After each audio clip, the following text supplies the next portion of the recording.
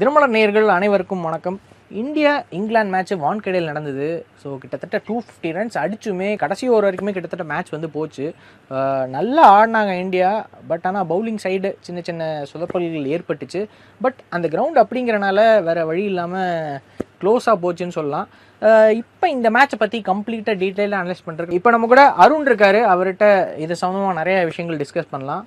Arun, India England மேட்ச்சில் India first batting பிடிச்சாதான் நம்ம யாராக இருந்தாலும் சரி ஃபஸ்ட் பேட்டிங் பிடிச்சா தான் ஈஸியாக ஜெயிக்க முடியும். ஏன்னா ரொம்ப ஹை ப்ரெஷர் கேமாக இருக்குது. ஃபஸ்ட் பேட்டிங் பிடிச்சி இந்தியா 200 மேலே அடித்தா தான் ஜெயிக்கிறதுக்கான வாய்ப்பு அப்படின்னு சொன்னால் நான் 250 அடிச்சுமே வந்து கடைசி ஓவர் வரைக்கும் மேட்ச் போச்சு. ஸோ உங்களோட தாட்ஸ் என்ன இதில்? ஆக்சுவலி சூப்பராக ப்ரெடிக்ட் பண்ணீங்க கபில். போன மேட்ச் எப்படி போகும் அப்படின்னு கிட்டத்தட்ட 90% நீங்கள் சொன்ன மாதிரியே தான் போச்சு. ஸோ அதில் வந்து கிரேட்டஸ்ட் ட்விஸ்டே வந்து பெத்தேல் தான். உயிரை கொடுத்தேனும் இங்கிலாந்து தேசத்தை காப்பாற்றுவேன்ற மாதிரி வந்து பார்த்தீங்கன்னா அப்படியே நிற்க ஆரம்பிச்சிட்டாரு. ஸோ வந்து அங்கே தான் வந்து மேட்சே வந்து இங்கிலாந்து பக்கம் போச்சுன்னே சொல்லலாம். ஏன்னா கொஞ்சம் வந்து அந்த டார்கெட்டை பார்த்துட்டு என் பாயிண்ட் ஆஃப் வியூல நான் நினைக்கிறதுன்னா இந்தியன் டீம் வந்து 250 தான் எப்படி அடிப்பாங்க, அடிச்சா பாத்துக்கலாம் அப்படின்ற மாதிரி ஒரு லெத்தாஜிக்கா இருந்தாங்க மாதிரி எனக்கு தோணுச்சு. ஸோ விக்கெட்ஸ் மட்டும் எடுத்தா போதுன்ற கான்செப்ட்ல ஸ்டார்டிங் ஆரம்பிச்சதெல்லாம் சரிதான். ஆனா பார்ட்னர்ஷிப் பில்ட் பண்ணும்போது சில விஷயங்கள்ல கொஞ்சம் மாற்ற வேண்டி இருந்தது. அது கொஞ்சம் ஒர்க் அவுட் ஆகாம போயிடுச்சுன்னு என் பாயிண்ட் ஆஃப் வியூன்னு தோணுது. நீங்க என்ன நினைக்கிறீங்க? நான் வந்துட்டு இந்தியா பேட்டிங் படி வந்துட்டு எல்லாமே பர்ஃபெக்டாக ஆடினாங்க. நம்ம நினச்சதோட கிட்டத்தட்ட 40-50 ரன்ஸ் வந்து அதிகமாகவே வந்துருச்சு. ஆனால் பவுலிங் சைடில் வந்து என்னென்னா எனக்கு வந்துட்டு பவுலிங் வந்து 5 பவுலர் தான் இந்தியாட்ட இருந்துச்சு. அந்த 5 பவுலரை தான் வச்சு போடணும். ஆனால் தூபே கொடுத்தா ரன் அதிகம் போய்டும். அந்த வான்கடை ரொம்ப சின்ன ஸ்டேடியம் வேறு, பேட்டிங் ட்ராக் அது. ஸோ செகண்ட் இல்லை என்னன்னா அக்ஷர் பட்டேல் அந்த மேட்ச்சில் நல்லா தான் போட்டார். ஆக்சுவலாக இப்போ லெஃப்ட் ஹேண்டருக்கு தான் போட்டார். இத்தனைக்கு பெத்தலுக்கு போட்டார். ரொம்பவே ஃபர்ஸ்ட் ஓவர் மட்டும் தான் 16 ரன் கொடுத்தாரு. அடுத்த 2 ஓவரில் 19 ரன் தான் அவர் கொடுத்துருந்தாரு. ஏன்னா நார்மலாக போட்ட ஓவர் எல்லாமே 15, 14, 13 வந்துட்டு இருந்தது. ஆனால் அவர் 2 ஓவர் சேர்த்தியே வந்து 8.5 தான் எக்கனாமி வச்சிருந்தாரு. கடைசி 2 ஓவர் போட்ட 3 ஓவர் தான் அவர் போட்டிருந்தாரு. எனக்கு என்னமோ அந்த கடைசி ஒரு அக்ஷருக்கே கொடுத்துருக்கலாம். தூபே கொடுக்கணும்னு அவசியம் கிடையாது. ஏன்னா தூபே போட்டால் அடிப்பாங்கன்னு கன்ஃபார்மாக தெரியும். அது அக்ஷரே கொடுத்துட்டு போயிடலாம். என்ன கேட்டால் தோனி ஒரு டைம் கடைசி ஒரு அந்த 23 ரன் அடிச்சாருங்கிறக்காக அந்த அக்ஷரை ஸ்பின்னு கொடுத்தா அடி விழுந்துரும். அந்த எனக்கு என்ன அப்படி லெஃப்ட் ஹேண்டர் போட்டால் ஸ்பின்னு போடக்கூடாது, லெஃப்ட் ஹேண்ட் ஸ்பின்னு. அது என்ன ரூல்னு எனக்கு புரியல. அது என்ன ஏன்னா அவர் லெஃப்ட் ஹேண்ட் பெத்தலுக்கு தான் போட்டார். அதுவும் கரெக்டாக வந்து ஓவர் பிச் தான் போட்டார். தூக்கி அடிக்கிறதுக்கான இந்த எலிவேஷன் கிடைக்கல. ஸோ கரெக்டாக அருமையாக போட்டார். கடைசி ஓவர் கொடுத்துருக்கலாம். அதோட பெரிய பாசிட்டிவ் என்னன்னா நம்ம பேட்டிங். ஸோ பேட்டிங்கில் வந்து சஞ்சு சாம்சன் எப்படி வந்து குவார்டர் ஃபைனலில் எப்படி ஆடினாரோ இந்த டைம் வந்து சம்பவம் பண்ணிட்டார் அப்படின்னு சொல்லலாம். ஸோ அதை பற்றி நீங்கள் என்ன நினைக்கிறீங்க? லிட்ரலி ஒரு 4 நாள் அவர் தான் வாட்ஸ்அப் ஸ்டேட்டஸ்ல ஹீரோவா இருந்திருப்பாருன்னு நினைக்கிறேன். அந்த அளவுக்கு வந்து பாத்தீங்கன்னா எல்லாருமே ஃபயர் விடுற அளவுக்கு ஒரு பெர்ஃபார்மன்ஸ் தான் கொடுத்திருந்தாரு சஞ்சு சாம்சன். ஏன்னா வந்து ஓப்பனிங்ல அந்த ஃபர்ஸ்ட் மேட்ச் நினைக்கிறேன் யூஎஸ்ஏ கூட, அப்போ ரோஹித் சர்மா சொன்ன வீடியோ தான் இன்னுமே வைரல் ஆயிட்டு இருக்கு. இது வந்து மேட்ச்ல சான்ஸ் கிடைக்கலன்னு வருத்தப்படாது, இன்னும் பெரிய டோர்னமெண்ட் அப்படின்னு சொல்லிட்டு தான் போனார்ன்ற மாதிரி கரெக்டா எக்ஸாக்டா எங்க வந்து இதை விட்டு அதுக்கப்புறம் உனக்கு லைஃபே கிடையாதுன்னு ஒருத்தங்கிட்ட இந்த வெண்ணிலா கபடிக்குள்ள எல்லாம் எல்லா காசையும் வாங்கிட்டு உங்க ஊருக்கு போறதுக்கு இந்த மேட்ச் ஜெயிச்சா மட்டும் தான் ஊருக்கு போக முடியும்னு சொல்ற மாதிரி இன்னைக்கு நீ பெர்ஃபார்ம் பண்ணா மட்டும்தான் உன் ஃபியூச்சர் அப்படின்ற மாதிரி வந்து நினைச்சிருப்பாரு போல. அந்த அளவுக்கு கடைசி 2 மேட்சஸ் வந்து வெளுத்து வாங்கிட்டாரு. ஸோ அவர் பேக் டு ஃபார்ம் வந்தது வந்து பாத்தீங்கன்னா இந்தியாவுக்கு ஒரு பெரிய ஒரு பேக் போனா இருக்குன்னு தான் என் பாயிண்ட் ஆஃப் வியூ தான் சொல்றேன். அவரோட சேர்ந்து வந்து எனக்கு தெரிஞ்ச ஒரு சர்ப்ரைஸ் எலிமெண்டா அபிஷேக் சர்மாவும் வந்து ஃபைனல்ஸ்ல வந்து கலக்கினாருன்னா இன்னுமே வந்து பாத்தீங்கன்னா டெரிஃபிக்கா இருந்திருக்கும். ஐ மீன் இங்கிலாந்து மேட்ச்லயுமே வந்து பாத்தீங்கன்னா அவர் பெர்ஃபார்ம் பண்ணியிருந்தாங்கன்னா இன்னுமே நம்ம எதிர்பார்க்க முடியாத ஸ்கோர்லாம் வந்து அங்க வந்திருக்குமே. நீங்க சொன்ன மாதிரி நிறைய பேரை ட்ரை பண்ணிருக்கலாம் நம்ம வந்து போலிங் ஆப்ஷன்ஸா. ஆனா அதுக்கு எதுக்குமே வாய்ப்பு இல்லாத அளவுக்கு வந்து பாத்தீங்கன்னா அந்த 250 வந்து ஈஸியா அவங்களுக்கு வந்து ஒரு சேசபிள் டார்கெட் ஆகிறதுக்கு வந்து பாத்தீங்கன்னா ஓப்பனிங் கொஞ்சம் அபிஷேக் சர்மா கன்சிக்யூட்டிவா மேட்சஸ் வந்து பெர்ஃபார்ம் பண்ணாம இருக்குது ஒரு பெரிய டிசப்பாயின்மெண்டா தான் இருக்கு இந்தியன் டீமுக்கு. ஆனா யாரும் அவரோட இடத்த ரீப்ளேஸ் பண்றதுனாலயோ நம்ம அவரோட மிஸ்டேக்ஸ் வந்து பெருசா தெரிய மாட்டேங்குது. ஸோ ஹோப்ஃபுல்லி இதுக்கு முன்னாடியே வந்துட்டு சாம்சனும் அபிஷேக் சர்மா ரொம்ப நல்லா ஆடிட்டு இருந்தாங்க. ஆனால் சுபன் கில் இடையில வந்தார். அதனால சாம்சனுக்கு கீழே இறக்குனாங்க. ஆக்சுவலாக Samson 2 century அடிச்சிருந்தாரு, south ஆஃப்ரிக்காவில் அடிச்சிருந்தாரு.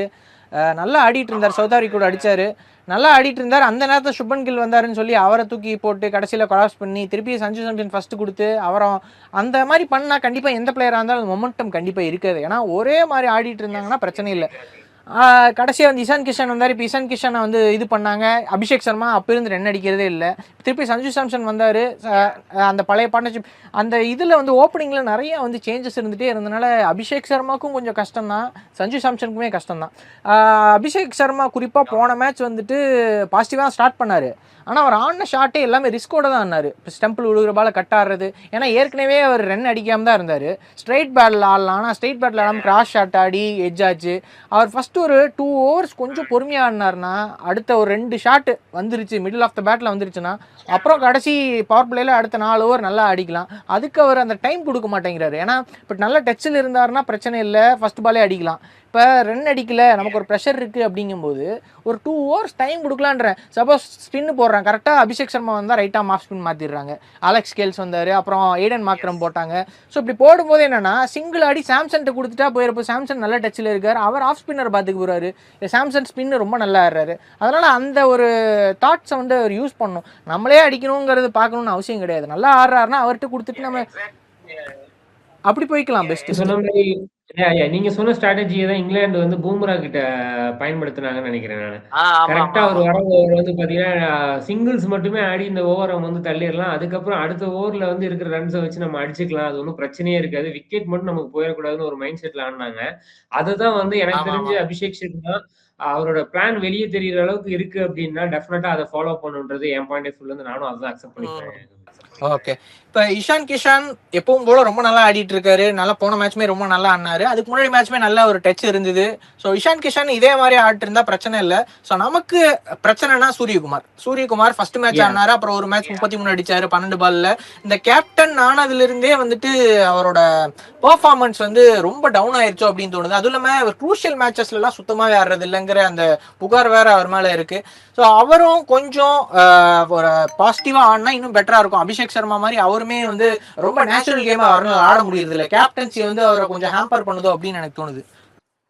To be frank அதான் உண்மை. ஆனா வந்து அவரு ரோஹித் சர்மா எப்படி வந்து லாஸ்ட் வேர்ல்ட் கப்பை ஹேண்டில் பண்ணாரோ அந்த மைண்ட் செட்ல ஹேண்டில் பண்ணா மட்டும்தான் அவரு பேக் டு ஃபார்ம்ல வர முடியும்.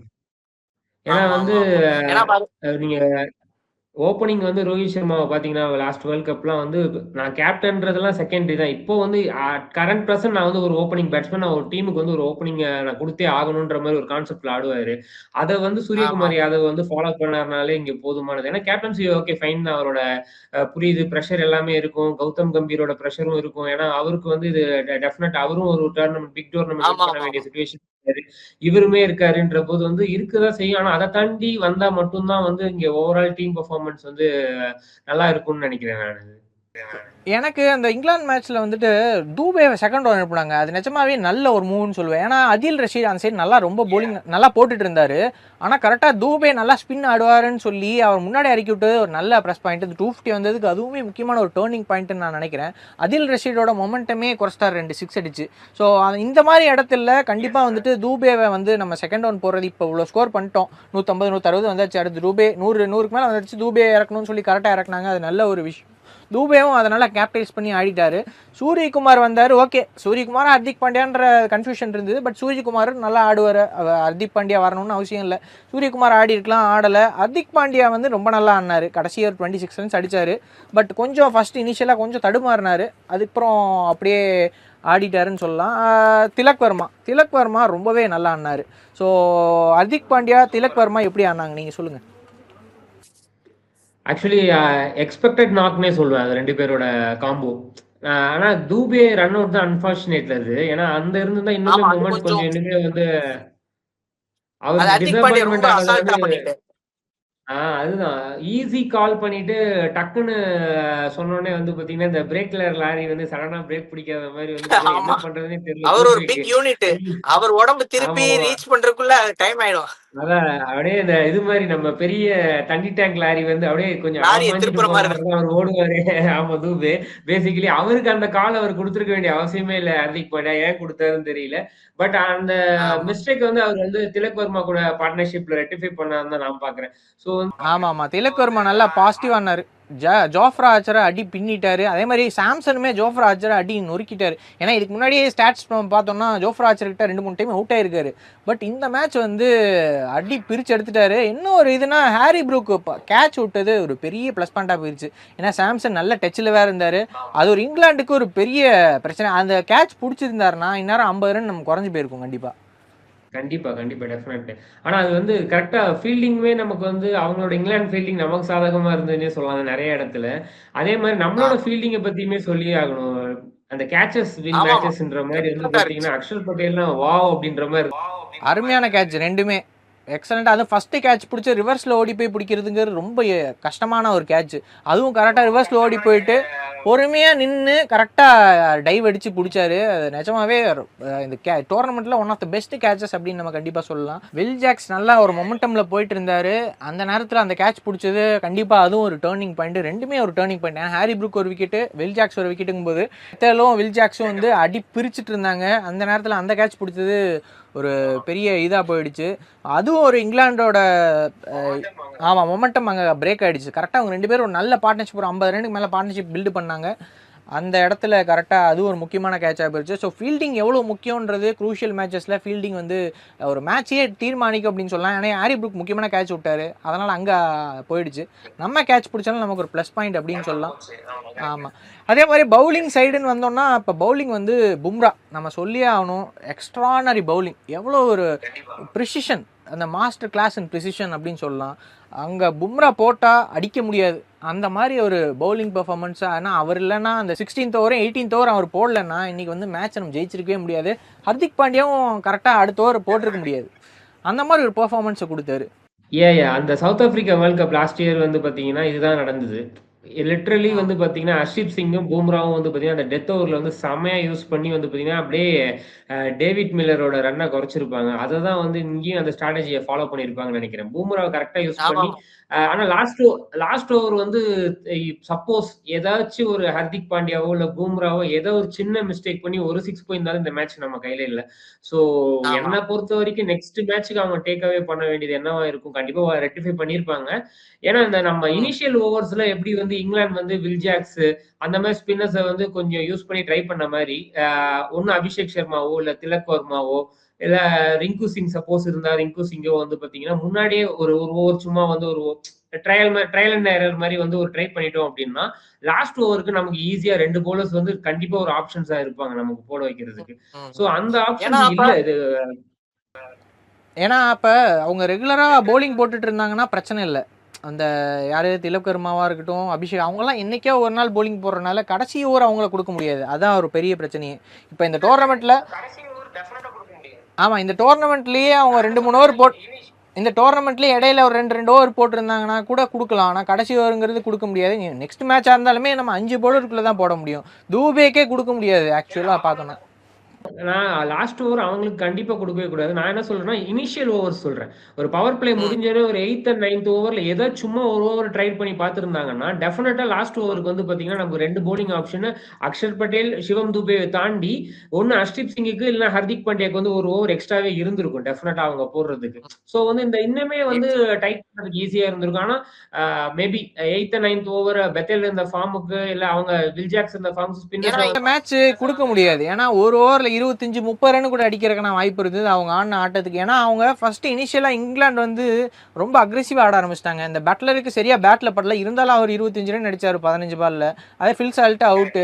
அதுக்கப்புறம் அவங்க வந்து எல்லாமே அடிக்கணுங்கிற ஒரு மோட்டிவேஷன்லேயே வந்து 2 6 அடிக்கிறாங்க, அவுட் ஆயிடுறாங்க, சீக்கிரம் விக்கெட் விட்டுறாங்க இங்கிலாந்து. ஸோ அதே அவங்களுக்கு ஒரு பெரிய, ஏன்னா 2 6 அடிச்சாச்சு. இப்போ டாம் பேண்டன் வந்தார், 2 6 அடிச்சாரு, 3வது பால் 6 அடிக்க போய் அவுட்டு. 2 6 அடிச்சு சிங்கிள் ஆடி இருக்கலாம் அழகா. அந்த மொமெண்டம் அப்படியே வச்சு அந்த விக்கெட்டை வந்து விடாம கொண்டு போயிருந்தாங்கன்னா அவங்களுக்கு ஈஸியாக இருந்திருக்கும். ஆக்சுவலாக இந்த மேட்ச் வந்து இங்கிலாந்து ஜெயிக்க வேண்டியது.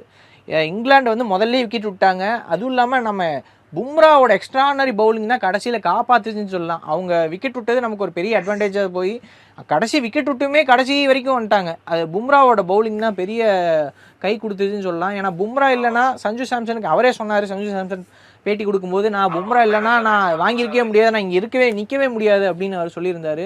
ஸோ பும்ராவோட பவுலிங் பும்ரா மாதிரி ஒரு பிளேயர் நம்ம டீமில் இருக்கும்போது நம்மளை யாரும் அசைக்க முடியாதுங்கிற லெவலுக்கு நேற்று பவுலிங் போட்டாருன்னு சொல்லலாம். இதில் இன்னொரு விஷயம், வருண் சக்கரவர்த்தி நேற்று வந்து என்னென்னமோ ட்ரை பண்ணார், எதுவுமே ஒர்க் ஆகலை. எல்லாத்தையும் அடி, இந்த சைடு போட்டால் இந்த சைடு அடி விழுகுது, ஆஃப் சைடு போட்டால் அவர் பின்னாடி திரும்பி ரிவர்ஸில் ஸ்கூப் ஆடுறாரு, ஸ்விட்சிட்டு ஆடுறாரு, என்னென்னமோ ஆடுறாரு. ஆனால் அவரால் எப்படி அக்ஷாரையும் தான் ஃபஸ்ட்டு ஓவர் அடித்தாங்க 16 ரன். ஆனால் அவர் என்ன பண்ணார், நேராக அவர் ஓவர் பிச் போட்டார். எலிவேஷன் கிடைக்காத அளவுக்கு ஓவர் அடிக்க முடியல பெத்தல்னால. அவர் அடித்தது எல்லாமே சிங்கிள் தான் போச்சு. 1-2 4 போச்சே தவிர மற்றபடி அடித்ததெல்லாம் சிங்கிள் தான் போச்சு. காலுக்குள்ளனா அந்த எலிவேஷன் கிடைக்காத மாதிரியே அந்த ஓவர் பிச்சிலே போட்டுட்டு இருந்தார். ஸோ வருண் சக்கரவர்த்தி வந்து 1-2 பால் போட்டார். ஆனால் அவர் எல்லாமே வந்து ஜஸ்ட் ஷாட்டு, அப்புறம் குட் லென்த் இந்த மாதிரியே போட்டுட்டு இருக்கிறனால ஆஃப் சைடு விழுந்தா இப்படி அடிச்சிடுறாங்க, லெக் சைடு விழுந்தா அந்த சைடு அடிச்சிடுறான் பெத்தல். ஸோ அதனால் அவருக்கு அந்த கரெக்டான எப்படி போடணும் அந்த கரெக்டாக ரீட் பண்ண முடியல. அதெல்லாம் பிச்சுமே வந்து ஒரு கம்ப்ளீட் பேட்டிங் ட்ராக், ஸ்பின்னு போட முடியாத அளவுக்கு தான் இருந்தது. ஏன்னா அவங்க டீமுமே வந்து ஸ்பின்னு போடுறதுக்கு ரொம்ப கஷ்டப்பட்டாங்கன்னு நம்ம சொல்லலாம். ஸோ அதனால் இவர் இன்னும் கொஞ்சம் யோசிச்சு வருண் சக்கரவர்த்திக்கு, ஆனால் நெக்ஸ்ட்டு நம்ம ஆட போகிற அகமதாபாத் மேட்ச் வந்து வருண் சக்கரவர்த்திக்கு ரொம்ப ஹெல்ப்ஃபுல்லாக இருக்கும். இந்த மாதிரி ஒரு ஃப்ளாட் விக்கெட்டாக கண்டிப்பாக இருக்காதுன்னு சொல்லுவேன். பட் அதுவும் பேட்டிங் ஃப்ரெண்ட்லி விக்கெட் தான். பட் இந்த டைம் வந்து ரொம்ப ஒரு 64 ரன்ஸ்லாம் வந்து வருண் சக்கரவர்த்தி வேர்ல்டு நம்பர் 1 இருக்காரு. அவர் வந்து இவ்வளோ ரன் கொடுக்குறாங்க போது ரொம்பவே ஆச்சரியமா இருக்கு எனக்கு. மொமெண்டமே அங்கதான் மாறிச்சுன்னு நினைக்கிறேன். ஏன்னா வந்து வருண் சக்கரவர்த்தியே அடிக்கிறாங்களா, அப்போனா கண்டிப்பா இவங்க எல்லாருமே பொழந்துருவாங்களே அப்படின்ற அளவுக்கு வந்து பாத்தீங்கன்னா ஒரு பிம்பம் கிரியேட் ஆயிருச்சு அந்த 15th ஓவர்ல. ஏன்னா வருண் சக்கரவர்த்தியே டோட்டலா வந்து பாத்தீங்கன்னா அவர் வந்து என்னடா எப்படி போட்டாலும் அடிக்கிறான் அப்படின்ற மைண்ட் செட்டுக்கு போயிட்டாரு. அவரு எனக்கு ரீசன்ட் டேஸ்ல அவர் அந்த மாதிரி மைண்ட் செட்டுக்கு போய் நான் பார்த்ததே இல்லை. அவர் போகும்போதுதான் வந்து ஆஹா அப்போ மேட்ச் என்ன ஆக போதும் அப்படின்ற மாதிரி தான் எல்லாருக்கும் மைண்ட் செட் ஆச்சு. பட் ஆஸ் யூஷுவல் நீங்க சொன்ன மாதிரி பூம்ரா வந்து பாத்தீங்கன்னா எல்லச்சாமியா இருந்து வந்து பாத்தீங்கன்னா செமையா போலிங்க போட்டு டைட் பண்ணி கொண்டு வந்தாருன்னே சொல்லுவேன். ஸோ வந்து நீங்க சொன்ன மாதிரி அகமதாபாத் பிச் மோஸ்டா மும்பை மாதிரி இருக்காது. ஸோ வந்து வருண் சக்கரவர்த்தி அவர் பேக் டு ஃபார்மா ஒரு ஃபைனல்ஸ்ல இது வரைக்கும் லீடிங் விக்கெட் டேக்கர் அவர் தான் இருக்காரு. ஃபைனல்ஸ்லயும் அவர் தான் இருக்க போறாருன்றது தான் எனக்கு தோணுது. இப்போ ஹர்ஷதீப் சிங் பவுலிங் போட்டார். ரொம்பவே டெப்த்தில் கிட்டத்தட்ட பும்ராக்கு முன்னாடி ஓவர் போட்டார். கடைசியாக 18th ஓவர் பும்ரா போட்டார், 17th ஓவர் போட்டார். அருமையாக போட்டார் ஃபர்ஸ்ட் 4 பால். கடைசி 2 பால் அந்த லோ ஃபுல் டாஸில் ஒரு 6 விழுந்துருச்சு. அப்புறம் எட்ஜ் ஆகி ஒரு 4 போயிடுச்சு. அது அன்லக்கின்னு நம்ம சொல்லலாம். பட் ஹர்ஷதீப் சிங்கும் பும்ரா கிட்டத்தட்ட ஈக்குவலாக அவர் பவுலிங் போடுறாரு. அந்த யார்கர்ஸ்லாம் ரொம்ப ப்ரிசைஸாக விழுகுதுன்னு நம்ம சொல்லலாம். ஏன்னா அடுத்த இங்கிலாந்து கிட்ட அந்த அளவுக்கு அக்யூரேட்டாக போடுற ஃபாஸ்ட் பவுலர்ஸ் யாரும் இல்லை. அது ஒரு பெரிய டிஸ்அட்வான்டேஜ் அவங்களுக்கு. ஜோஃப்ரா ஆர்ச்சரை போட்டு அடி பிரிச்சிட்டாங்க. எப்படி வருண் சக்கரவர்த்தி போட்டு அடி பிரிச்சாங்களோ அதே மாதிரி ஜோஃப்ரா ஆர்ச்சரும் செம அடி வாங்கினாரு. ஜோஃப்ரா ஆர்ச்சருக்கு என் கை வரல, என்ன பண்ணுறதுன்னு முழிச்சிட்டு இருந்தாரு வருண் சக்கரவர்த்தி மாதிரி. இப்போ வருண் சக்கரவர்த்தி வந்து இன்னும் கொஞ்சம் பேட்ஸ்மேனை ரீட் பண்ணி ரிவர்ஸ் ஸ்வீப் ஆடுறாரா, நம்ம எங்கே போடணும், அக்ஷர் பட்டேல் மாதிரி கரெக்டாக அந்த எலிவேஷன் கொடுக்காம ஓவர் பிச்சில் போட கற்றுக்கணும், கொஞ்சம் வைடாக போடணும், அதெல்லாம் பண்ணாமல் ஜஸ்ட் ஷாட்லேயே போட்டுட்டு இருந்தார். கரெக்டாக அவருக்கும் கையும் வரல, என்ன பண்ணுறதுன்னு தெரியல. பெத்தல் வந்து குழப்பிட்டார் எல்லாத்தையும். அந்த வருண் சக்கரவர்த்திலாம் என்னடா பண்ணுறது இவங்ககிட்ட, எப்படியாவது ஓவர் முடிக்கணும்டா அந்த மாதிரி ரேஞ்சுக்கு வருண் சக்கரவர்த்தி இழுத்துட்டு போயிட்டாருன்னு சொல்லலாம். ஸோ கண்டிப்பாக ஹேட்ஸ் ஆஃப் டு பெத்தல் கடைசி வரைக்கும். ஜோஃப்ரா ஆர்ச்சர் வந்து போலிங்ல ரன் கொடுத்தது கூட கவலைப்பட்டிருக்க மாட்டாருன்னு நினைக்கிறேன். பேட்டிங்ல 6 ரன்ல தோத்து போயிட்டே நம்ம 3 6 அடிச்சோமே, ஒரு 6 கம்மியா கொடுத்திருந்தா கூட மேட்ச் வின் பண்ணிருக்கலாம். அதான் ஆமாம், அது ஜோஃப்ரா ஆர்ச்சர் கொஞ்சம் சரியாக போடல. அதே மாதிரி வருண் சக்கரவர்த்தி நம்ம சைடு அடி விழுந்துருச்சு. இனியோ நம்ம எப்படியோ கடைசி ஒரு 30 ரன்ஸ் அந்த ஹர்திக் பாண்டியா ஓவரும் பும்ரா ஓவரும் வந்து நமக்கு போட்டனால கடைசி ஒரு 30 ரன்ஸ் இருந்தது. அதனால் தூபே கொடுக்கணும்னு அவசியம் இல்லை. அவர் ஃபஸ்ட் 2 பால் நல்லா போட்டார். நான் அடுத்த 3 பால் 6 கொடுப்பாருன்னு எதிர்பார்க்கல. இருந்தாலும் சரி அவரை நம்பலாம், சரி ஓகே 2 பால் நல்லா போட்டிருக்காரு, சரி இவர் நம்பி இன்னொரு மேட்ச்சில் கொடுக்கலான்னா அதுக்கு வாய்ப்பு இல்லாமல் பண்ணிட்டாரு. ரன் ஓடாம இருந்தா கூட கடைசி 5 பால் கண்டிப்பா. ஆமா, அந்த ஹர்திக் பாண்டியா வந்து சூப்பரா திங்க் பண்ணி ரன் அவுட் அடிச்சாரு. அவர் மெதுவாக வர்றான்னு தெரிஞ்சுட்டு நல்ல ஒரு த்ரோ, ஃப்ளாட்டான த்ரோ, ஸ்பீடாக வந்தது. பெத்தல்னால எதுவும் பண்ண முடியல. ஆனால் கடைசி வரைக்கும் ட்ரை பண்ணார் பெத்தல். நமக்கு பயம் கொடுத்துட்டே இருந்தார், எப்படா அவுட் ஆவான்ற மாதிரி பயங்கரமான ஒரு பர்ஃபார்மன்ஸ். அதுவும் இந்த ஒரு சின்ன வயசில் லாஸ்ட்டாக ஆஷஸில் வந்து செஞ்சுரி அடித்தார். இப்போ இந்த டைம் வந்து இந்தியா கூட ஒரு பெரிய செஞ்சுரி அடித்து, அதுவும் க்ரூஷியலான மேட்ச்சில் இந்தியன் ஃபேன்ஸுக்கு மத்தியில் எப்படி ஒரு நாக் ஆடுறதுங்கிறது அவ்வளோ ஈஸி கிடையாது. அதுவும் இவ்வளோ யங் ஏஜில் அருமையாக ஆனார். கண்டிப்பாக இங்கிலாண்டில் ஒன் ஆஃப் த ஒரு பெரிய கிரிக்கெட்டராக கண்டிப்பாக வர்றதுக்கான வாய்ப்புகள் எல்லாமே பெத்தலுக்கு இருக்குன்னு நான் சொல்லுவேன். நல்லா அருமையாக ஆனார். ஸோ அதுவுமே இப்போ இங்கிலாண்டோட பேட்டிங் ஆர்டரில் நிறைய பேர் ஃபார்மில் இல்லை. ஸோ அதுவும் ஒரு முக்கியமான காரணம் நம்ம சொல்லலாம். சம்பவம் நம்ம இந்தியா வந்து அகமதாபாத் நம்ம போகிறோம். ஒரு பெரிய நியூசிலாந்து கூட ஒரு ஃபைனல், நம்ம லாஸ்ட் டைம் வந்து சாம்பியன்ஸ் ட்ராஃபியில் வந்து நியூசிலாந்து கூட தான் ஃபைனல்ஸ் ஆடி இருந்தோம். ஸோ அதுவுமே ரொம்ப க்ரூஷியலாக தான் போச்சு. அதே மாதிரி கண்டிப்பாக நெக்ஸ்ட் மேட்ச்சுமே க்ரூஷியலாக இருக்கும்னு எதிர்பார்க்குறோம். ஸோ நம்ம நெக்ஸ்ட் மேட்சை பற்றி கண்டிப்பாக இன்னொரு வீடியோவில் டிஸ்கஸ் பண்ணலாம். ஸோ இதே மாதிரி ஒரு நல்ல வீடியோவில் நெக்ஸ்ட் டைம் சந்திப்பேன். until then bye from Kapil Murugesh.